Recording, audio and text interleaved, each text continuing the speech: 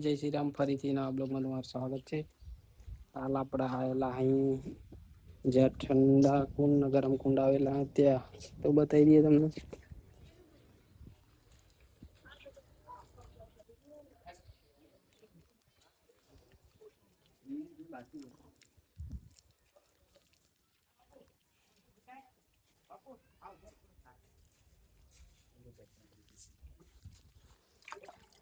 આમાં થોડું થોડું ગરમ પાણી,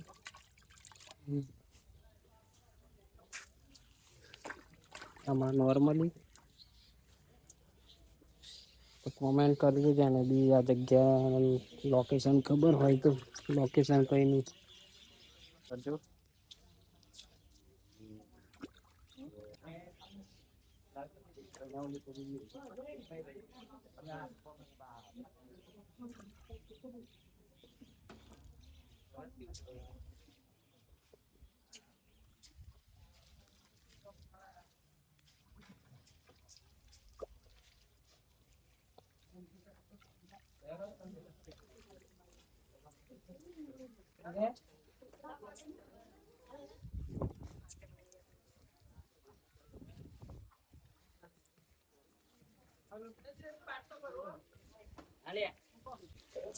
અમારી જોડે આ બે મિત્ર જોઈ લેજો. આ બાજુ બા હાઈ કરી દેજો. ITI ના મિત્ર અમારા.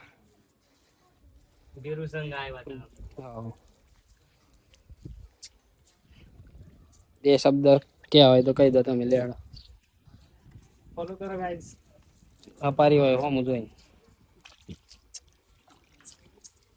આ બહુ ગરમ.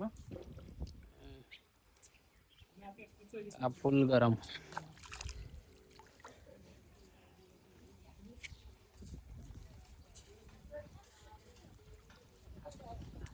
તો જેને બી ખબર હોય તો કોમેન્ટ કરી દેજો.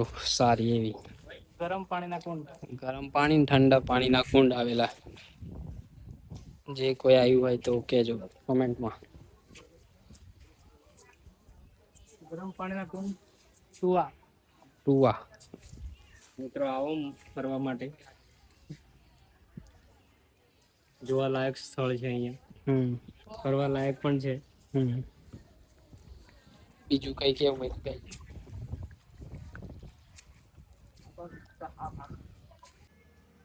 બતાવી દઈએ તમને.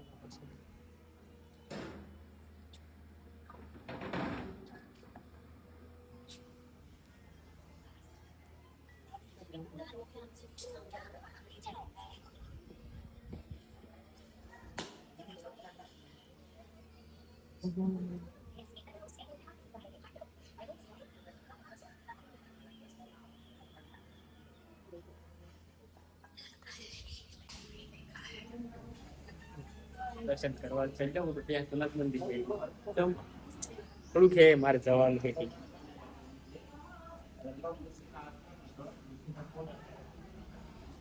ના જે પૂજારી એમને થોડી પૂછી જોઈએ એની ખાસિયત શું છે એમ.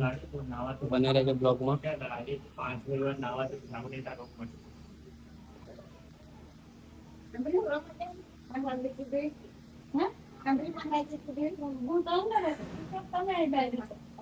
ચામડીના રોગ મટી જાય નાવાથી 5 સર્વમ ઋષિના કુળ હતા. ઋષિએ તપ કર્યું હતું. જયારે રામ ભગવાન આવ્યા ત્યારે અહીં બાણ મારીને પાણી કાઢ્યું. હા ધીમે લગન કર્યા હેડમ્બા સાથે. હેડમ્બા વનની જગ્યાએ એમ કેવું હોય ને કે આ પોણાથી નાહીએ ને તો ચામડીના રોગ મટી જાય. રવિવાર ક્યાં તો 5 દિવસ ક્યાં તો આ પાણીથી 5 દિવસ નાહીએ ને તો શરીરમાં જે પણ રોગ હોય ને, ચામડીના જે કોઈ રોગ હોય ને તો બધા મટી જાય. એવું કેવું થાય ના જે છે ને એમ. ગરમ અને ઠંડા પાણીના કુંડ. ગરમ અને ઠંડા પાણીના કુંડ ટુવા. મિત્રો આયા હતા. જોઈ લો એક આર્યું એક આર્યું. જોઈ લો આપણે વિડીયો ગમે હોય તો લાઈક કોમેન્ટ શેર કરી દેજો ને પેજ ઉપર નવા હોય તો ફોલો કરી દેજો જેથી ડેલી બ્લોગ જોવા મળે. જય માતાજી. મળીએ નવા બ્લોગમાં.